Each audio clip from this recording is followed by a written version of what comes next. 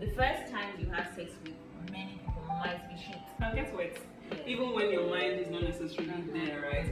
The goal of having sex is not orgasm. As slut, like that bad, right? The sex is usually primarily there for your pleasure.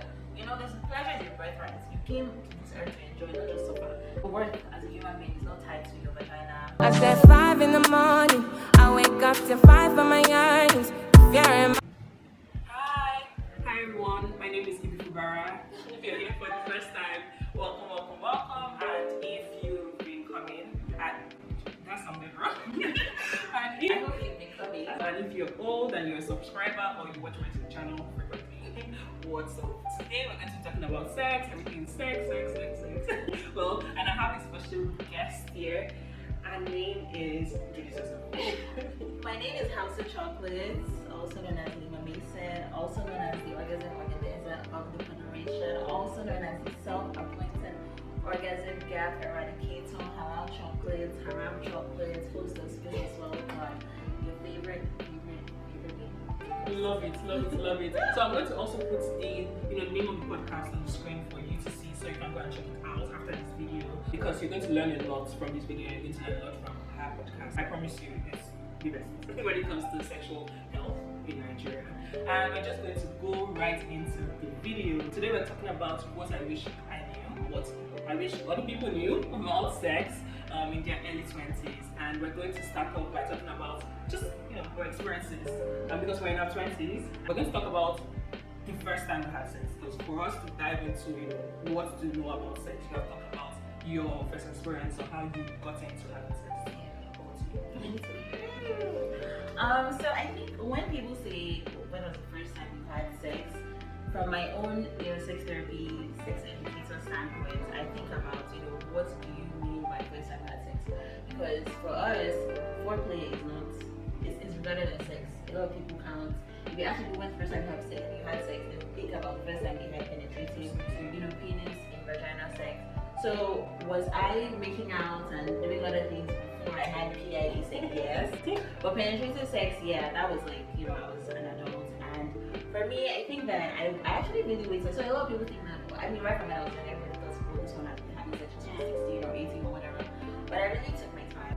And so by the time I had penetrative sex, I was in my 20s. And I feel like I was actually ready. Although it was really random. So I had always thought that, a lot of people don't know that, there was a time I was like, I'm going to take it to my husband's house. A lot of people actually don't know that, especially because I'm very vocal about these things. But I keep telling people, like, liberation is your right to choose, but you have to have all the information, and you have to be able to make those choices free of judgment and all of that stuff. But yeah, so I think that I was ready because I realized that sex was a responsibility. I wouldn't say that I was surprised by anything.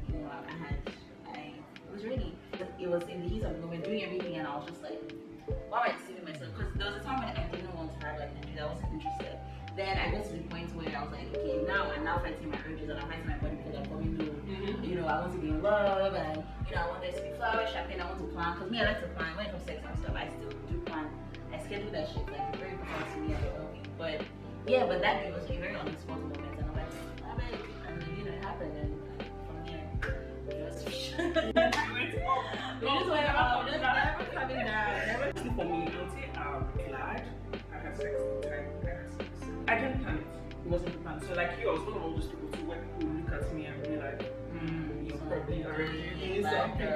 Since secondary school, like, just one. When you dance with people in parties, they automatically think that you're shocking. They automatically think that you've done everything. They automatically think that you've done everything, or you've done something that's so very good. But in my head, I'm just like, are we not just dancing? I was called slut. Like that bad, right? Use the word. There's nothing they did not call me just because I was just that person that they not speak for that. If you come to me for a conversation concerning that, like, so now your friends come to me and you want that. Oh, you want to have a conversation concerning that?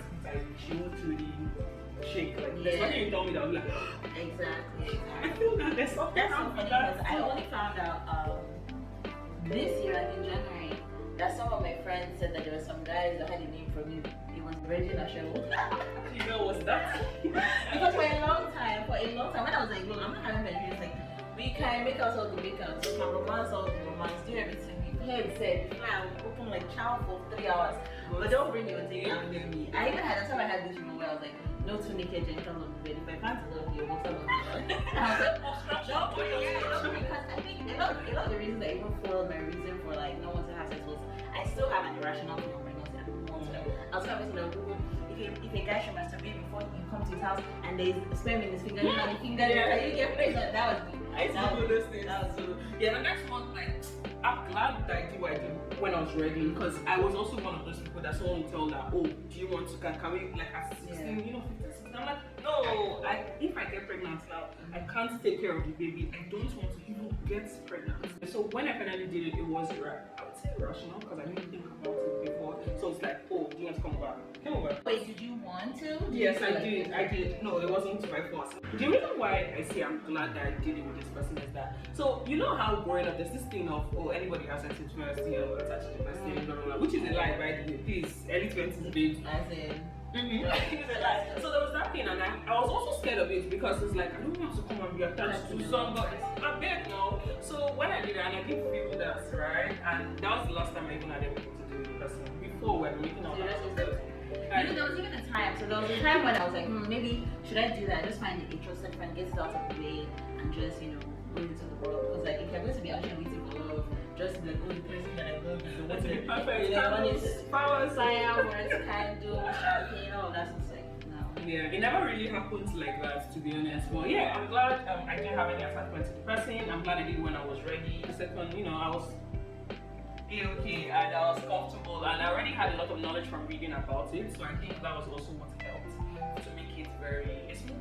Since that day too, upward. And I'm not saying that not being rubbish in between. Yeah. There's always been rubbish in between, but still, this knowledge of knowing that you deserve good things, that's always been there. How do you know what you are doing wasn't rubbish, and how can people tell that what you are doing is not rubbish? Let me put it that way. But like people in their 20s trying to, you know. Yeah. So I always say, and I think I've also said it on one episode of my podcast, you know, where people would say, if you're a virgin, how can a virgin know what bad sex is? And I'm like, that's so dumb, because, you know, I give an example of somebody eating pandemia or anything, trying anything for the first time that's like really good. How do you know that this shit is trash? Sex is not supposed to be painful, first of all. Number one, sex should never be painful. It should always feel good. But the thing is, feeling good is very relative. I think that sex overall is a very sensory experience. The first thing is you shouldn't feel like shit in any way. You should feel like shit emotionally, you shouldn't feel like shit mentally. You should feel safe. There should always be consent. You shouldn't feel coerced, you shouldn't feel forced, you shouldn't feel like, because those are the things that also affect your experience. It might be good, but if you don't emotionally and psychologically feel like what you're doing is right, or you're doing a little weird feelings, then that will affect your overall experience. But in terms of like physicalities as well, your body will always tell you, why am I not comfortable? Am I shutting down? Yeah. Am I like, yes, there's palpitations of, oh, this is sweet, and there's like, oh my god, I'm panicking, or things like, so generally it will feel nice, you know, you feel it in your body parts. I always have to go, where do you feel sex? For me, an overall like amazing sexual experience, I always see the full body experience. Yeah. I feel it in my skin, I feel it in I my think chest. just like, If I'm in one of seven, I feel it in my chest, you feel it in your genitals, like every part of you is like a very immersive experience. yeah. It's not always gonna be the same for everyone. For some people, it's just like you know, this is, you're just good for the genitals. It feels nice. It doesn't have that. There doesn't have to be that emotional connection. Yeah. But it will feel good. Yeah. So yeah, that's very important, right? Always listen to your body. I think that's what. Always listen to your mind too. So sometimes that's why people talk about the betrayal. Yeah. So sometimes the body you can get wet, even when your mind is not necessarily there, right? Oh gosh, there was story.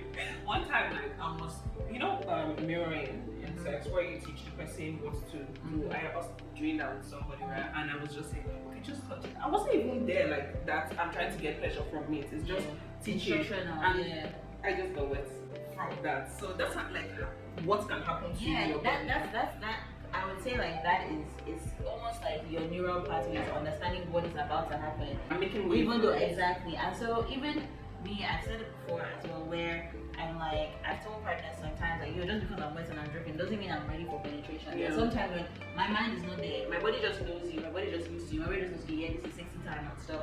But it's like I still want more more for me. I still want to make out someone. I still want to draw out and savor the process, and I want that like anticipation. But sometimes you have partners who just like, she's wait, let me enter. No, nigga, slow your roll. Some days quickly, some days, you know. Let's take it slow. Let's even talk in between. Do you understand? So that's my fave. I think that when you're really comfortable with somebody, you know, it can be a whole long drawn out experience. You're laughing, you're playing, you're even just. You know, some people always find it weird when see people go out and sex for hours, and I talk about the number of hours, and they're like, why? And I'm like, no, because like it's an experience. Or it can be an experience. Let me put it because some people please.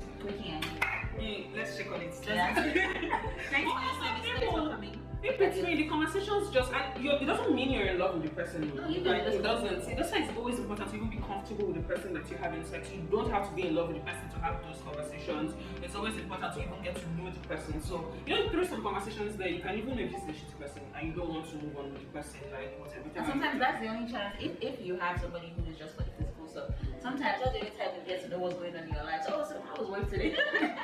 Another thing is women. I think that we deny ourselves, we chest a lot of pain when it comes to sex. Chest a lot of pain, yeah, that's we true. Chest a lot of pain from just, oh, you don't know how good it should feel to, you know, size queen, I can take it. And then also that maybe a lot of people think that when they have to use lube, it means that something is wrong. Yeah. Because they don't wap. Yes, wap. But the thing is, some people just have more fluids than others. And other times, some people just need more time for arousal. Some people need that deep kissing. Some people need, you know, so always engage in lube. Use lube. Your friend, it should be your bestie when it comes to sex. You know.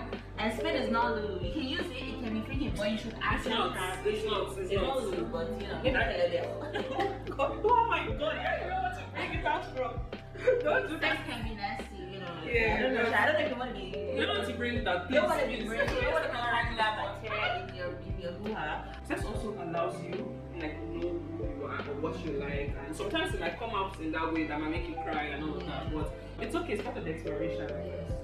And I mean, well, I'm glad you said that because you should also have sex with people who are sensitive to your needs and who are actually looking at you because some men actually use women as masturbators. They're just there chasing their own pleasure. Not the line. They're just there chasing their own pleasure, so they don't know whether you're in pain, whether you're. They only just look. I just need to bust my nuts, and I'm out of there. And you should have sex with people who make you feel safe and prioritize your own safety. Yep. So, what is the best way, or like a good way, different ways, we can take care of ourselves when it comes to sexual health? Beyond just like, you know, STIs and the rest, which is part of sexual health, but like there's also sexual health that's also mental and emotional, but like, so for me, like I said, I would say my journey is not like the average person's journey. I find that a lot of people aren't really curious when it comes to sex.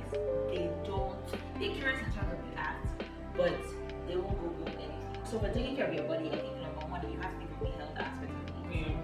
A lot of people up till now, so it's in the early 20s, 30s, they don't do routine checks. Oh God, I saw, just stop you. I saw your podcast and you were begging people and I said, please now, how can today, you've not checked once. I get it, some people will do, I check every month. It can be hard to keep up, by the way, it can really be hard, especially if you're not. You don't even need to, 1 month every month is even too much. 3 months. 3 to 6 months. And then sometimes, obviously, I understand that people think of their relational dynamics, so you're like, okay, well, I've been dating someone for 2 years, so why are we checking? You don't know what your person is doing. And not a lot of people use condoms every single time, let's not lie. I always give the example of, some people start off with, okay, first round, second round, third round, let's just give them first few times, then people like, oh, she's clean, and I trust them and all of that. Stop playing your body. There's so many STDs that are very silent, so you don't have any symptoms. And they're not really damaging to the men.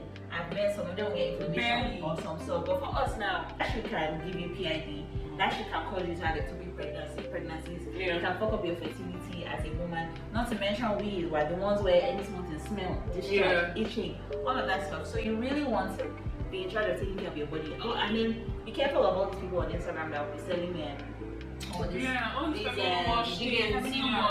Do your research, you know, don't just, I prefer you going to a clinic. Okay, they say that if you know or you feel or you hear that, for instance, your vagina is smelling, because that's what they always say, your vagina is smelling. A lot of that is probably BV. BV is probably because you've had contact with a man. So most of the time they do a swab test. The treatments are really short and everything is fine. But because of shame, because of fear, they're now putting one thing, two things, all sorts of stuff, making things worse, maybe even fucking up your pH balance even more. You know, so I think from there, being in the habit of doing routine checks, even if nothing is wrong, at least to have that peace of mind and say, I've got a gynecologist, I've just gone to just even go to a sexual health clinic. I'm like, okay, give me a full workup. I also you can buy makeup, you can just go and do HIV, go and do, you know, normal hepatitis, chlamydia, gonorrhea, do endocervical swab. Just tell them to do HPV vaccine HPV as well. You know, do all of those. So as women, I always tell women, carry your own condoms. Like so many times, you have women expecting the man to drop. You want him to check his pockets or his wallets or reach into the drop. You should always, I'm very pro sexual and bodily autonomy for women. Don't leave sex to the chance of, okay, because the man wants to have it. It's not okay, he decided to, or I now gave in. That's it that you chose. And because you chose, you're prepared, you're armed, you're strapped. So, okay, I have this condom. Yeah, you're armed. Like, no, don't give me stuff. Like, carry my little, like, carry, in fact, you can carry your tiny, if you want to carry your bullets, sex kit. Carry your little sex kit, your bullets, your lube, your condoms. If you're going to the person's house, you know, you should be able to take charge and take that responsibility so that there will not be stories tomorrow. And then obviously, one of the most important things, anytime I talk about sex, I just say safety and consent. Now, I was talking about physical safety, emotional and mental safety as well. You should actually choose. Women, don't let men, don't always be picking the best of what has come to you. You to choose your own sexual partner. And even if somebody has done the work and like, okay, I'm attracted to this person, and stuff, be sure that mentally you actually like this person. Now, we can only do so much in this regard, right? Because you don't know what's in someone's heart. But the tiny things will also let you know. From the jump, is this person who has respected your boundaries? Is this someone who was already forceful, already moving crazy? Or is this someone who, when they wanted to touch you and move their hand, they respected you? You know, even from conversation, you kind of know how this person can be. Is this someone, if you say no, or I'm tired or stop, they will actually listen to you? I just want to be with someone who you feel like you can be your true self with, and you guys can explore as much as you want. You feel, especially if you're going to be in a long sexual relationship, be it casual, be it emotional, be it your partner, be it your boyfriend or your girlfriend or whatever dynamic you have, as long as you have a sexual relationship with this person, there should be openness, you know, from both ends as well. Yeah. So back to the question of today, which is what are the things you wish you knew about sex in your early 20s, just to help some of them might be in that situation. So for me, I think I would generalize the question to what I think young women should know in their early 20s as opposed to me. Because I don't think I was surprised by anything. I was always ready, I was always checking, I was always looking. Many things. One, as I've said earlier, birth control is not for after you have kids. Be very proactive about your own sex life. Your worth as a human being is not tied to your vagina. Body count conversations don't even entertain that. You know, nobody's putting any mileage in your vagina. I always say when people say, oh, if your body count is this and that, it's like, exactly. So it's like, okay, if my body count is going down because I'm having more sex with men, doesn't even mean that there's something wrong with men. Because it means it's men that reduce my value. The whole conversation, do you understand? Okay, when they say, oh, the more sex I have, okay, the more sex I have, are you shocking my vagina? Or is it that the penises are scraping the? It doesn't make sense. There's no logical. Just don't entertain that. When it comes to sex, it's nothing like no, right? If you're into kink, if you're into, I would say a lot of Nigerians are not scratching the surface in terms of how wild and how crazy and how fantastic sex can be. Do you understand? People's idea of what hypersexuality is, there's no real number. If you want to have sex 7 days a week and 7 times a day, 7 days a week, that's your business. As long as you're safe, as long as all parties are consenting, do you? Yeah. Same thing with if you're actually okay with having sex once every 6 months as well. The people who are sexual, the people who are great. So don't look at what Hausa Chocolate says or what Ibifubara says about, oh, this is how I have sex, so that's how you should have sex. Don't follow anything. Listen to your body. Have your own individual journey as well. Decide when you feel like, okay, I'm ready. And even if you think I don't want to have sex, be that person who questions themselves. Yeah. What is the hang-up? Why am I afraid of having sex? And even when you do, so now personalizing it to me, there was a split second when I was like, wow, so I'm no longer a virgin. And then it was just like, I was like, girl, you know better than that. And I shook it off, because you don't realize sometimes when you're forming virgin, it's part of your identity. Some people have that, purity culture. Purity culture. Yes, that's, oh my God, God doesn't love me. I mean, I always say, look, the Lord didn't give us all these body parts and all these functions. Your clitoris is literally primarily there for your pleasure. You know, this pleasure is your birthright. You came to this earth to enjoy, not just suffer. And enjoyment is literally here at your fingertips. That's also another thing. I'm very pro masturbation. I'm very pro sex toys. I also sell sex toys. Don't mess with me. But as hurricane toys. But yes, I think that, you know, that's like a transformation. If you want to have casual sex, have casual sex. If you catch feelings for the person, communicate. If you don't want, bow out. Do you understand? There's no sexual script. There's no, this is the right way. Sex should be like this, like this. Do you get it? The important thing is, the goal of having sex is not for orgasm. So that's extremely important. Yes. So every single time you have sex, especially as a woman, you might not orgasm. And then penetrative sex is like your least likely chance of having an orgasm. Yes, some women have orgasm from penetrative sex, but your clitoris is actually your sex organ. And it's not just what you're seeing outside. You have your internal clitoris, you have your bulbs, all your G-spot, all those areas is still your clitoris that's being stimulated. So, you know, get to know your body, get checked, be curious. I just need you as a woman to take more charge of your sexual life. I think it's very important to detach yourself from purity culture before you have sex. A lot of times, if not, it creates something in your head about you doing something that's bad, and that also reflects in how you see yourself. You don't have to be 100% confident to have sex. That's the truth, right? You don't have to be like the best or whatever. That's bullshit. Not everybody. Like, you feel like you always meet somebody that can best you one day. So I'm not really one of those. But like, it doesn't happen. It's not something that will happen daily, especially someone that you know your body. But there are some people that you meet and you'll be like, okay. So it's important to also get to a point where whether you need to speak to friends about it, whether you need to speak to your partner about it, but like to be confident in yourself as a person generally before doing this, because again, this is for you. It's more about you than about your partner. Good to measure your partner too, right? We're not saying don't.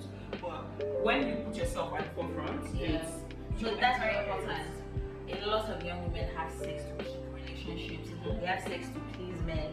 Yeah, sex is not, and so many women don't understand that this thing is for you to enjoy. It's not a tool or a gift you're giving it. You should also be like, I'm having sex because it's free. For me, I would say my primary reason for having sex is for pleasure, not for sustaining. Yes, it's can be bonding. It's a bonding activity and all of that stuff, but it should not feel bad for any second. It can be fun, to be honest. And the thing is, even if you're navigating, it's fun. Even if you're navigating purity culture, it's not something that you can lose overnight. And so sometimes as you're having sex, you're going through your journey, then you notice, okay, I feel like this after, then you can talk about it. But for some people, you know, you have to sympathize because they've had this condition, they've gone to church for 20 years, they've heard the same thing over and over again. And that's why even people who get married, sometimes they can have vaginism because they've said this thing is bad, unless you marry. Then once you marry, it's not good. But your brain doesn't know that because they programmed you to think that this is such a big deal, but sex is not a big deal. You know, it's like eating, it's like sleeping. It's just sex. It's just another biological activity. So another thing is, the first time you have sex with many people might be shit.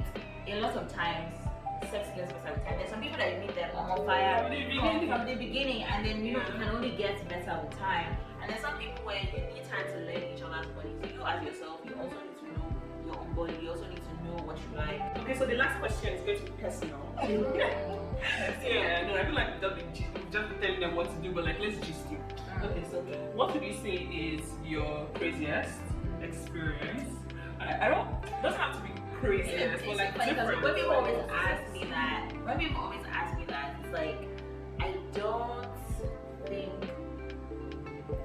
I never really had crazies. I'm very like planned. So even if it was crazy, I planned it. You know, I remember someone telling me. You doesn't have to be the sexy part. You can be like I was watching your podcast. So there's something that happened when you talk about police. I guess for me, that's what I'm saying. I think for me, my threshold for crazy is like we were on a roof and there was a helicopter and then it burst in my eye and then so when people say, oh yeah, you know, that's like two people in the same day. I'll be like, that's crazy. That's like, no. Okay. No, that's wrong. Yeah. Okay, so I would say the one time I traveled and you know it was in Egypt. And I guess that was crazy because it was really, I'm such a safety guy. Like I don't say anything that I do that is crazy. I always have an extra safety that people can't see. And even in that, I kind of knew what the safety net was. But basically I was on holiday, I met this cute guy, and and she couldn't speak English. We're using Google Translate to talk. We're using Google Translate. I was speaking Arabic, I was speaking English and stuff, and it was hot. And like, you know, one time he was like, "Oh, what am I awake?" He's like, "I can come and pick me from my resort. Let's go and watch the sunset." I'm like, "Oh, you know, they're romantic." Yeah, they're romantic. We went to watch the sunset and everything. You know, we made out and stuff, and then, you know, that nigga was now we're just trying to do some things. I'm like, "Are you strapped?" Like, "Nah." I'm like, "Nope."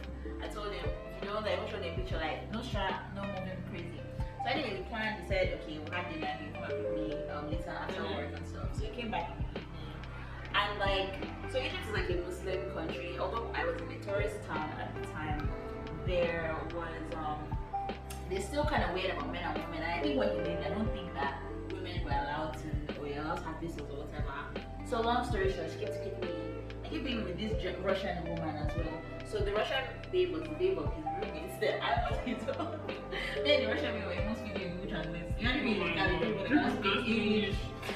They carried me, I shall wait. Roommate there? Yeah, so the roommate was in the car when the kids came. Then I can't believe I'm just anyway, so Shani came to get me, and there was one time where we were getting into like the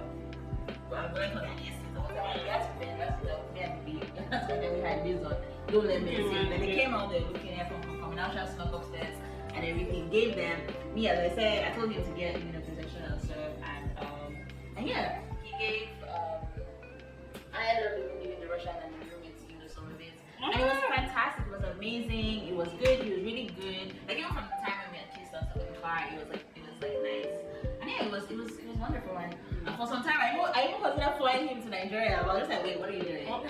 Trust me, it was that good. It was that good, and it was so fine. I felt so good because I didn't trust me, gave them different styles of vision. It was fantastic, amazing, top tier experience. But for me, it's crazy because, well, what if that nigga killed me? I couldn't even talk English. That nigga picked me from my resort, and I went to, I mean, it was a solo trip anyway, but yeah, that was like spontaneous. Like, if anything was sex, yeah. You know, it's a solo trip next day, but I don't think I can.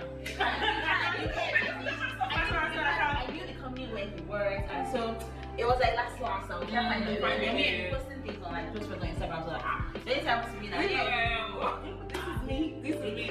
Oh yeah, that's a good one. That's a good one. My own craziest sex experience just has to do with Nigeria. I hate this country. This was a police country. But like honestly, like we're just about to like we're doing everything. Like, that's what I said was similar to your story, right? Where they stopped. Okay, what are you doing?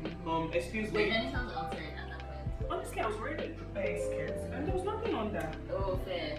So they say you're one I think so. There was nothing because when they brought the two of us to come out, literally was falling apart, right? Oh, damn. So I now had to like. Oh, shit. It was a rap skirt. Yes, I was like, honestly, I was like, no, you holding my like move me like because they were really holding you. like they held like my because he was like telling them like stop now like just at least I didn't go to a stupid person. Was he? So he was wearing his like he wore before he came out. Thank you so much, Alina. Thank you for having me. For being here. If you guys enjoyed the conversation, you can subscribe to my channel, like, you know, share. Make sure that other people see this conversation. Make sure that you listen to it. You can listen to it twice if you want, to be honest, to just get things. And I hope if you're in your early 20s and just discovering yourself, discovering how sex can be, right? I hope that is something that's more pleasure than pain for you, or like no pain at all, to be honest. That's not what we're hoping for, right? And this conversation gives you more insight into who you can be as a sexual person or a sensual person, right? Do you have anything to say to the audience? I just want to say, especially for women or even men, to be honest, everyone, because some people don't identify as men, some people don't identify. Whenever you identify as, you're a sexual being, and your sexual journey really lies in your hand. 28 or 23 or 53, whenever you feel like you're ready to have sex. Don't follow your friends. Don't bow to pressures. Obviously, it's harder in relationships and all of that, but I just think that, you know, you should take charge of your sex life. Be curious. Go on Google. Talk to your friends. Everybody's fucking. Everybody's having sex. When you have that safe space, then you can share. Then you guys can exchange. You know, students, but also just always have that like, this is my body. This is my choice. This is what I enjoy. This is not what I enjoy. Talk to your partners. You know, be exposed. explore, communicate. You know, I can go on and on when it comes to sexting. But and say no to shame. You're not doing anything wrong by having sex. I think that's something. Yeah. You're not doing anything wrong. Don't let any pastor, any imam, any this, any that make you feel like something is wrong with you. You should be enjoying sex and be happy to enjoy. Don't feel guilty like we're going to go and roast you or do this and do that. So yeah. Thank you, and I'll see you on the next episode. And bye.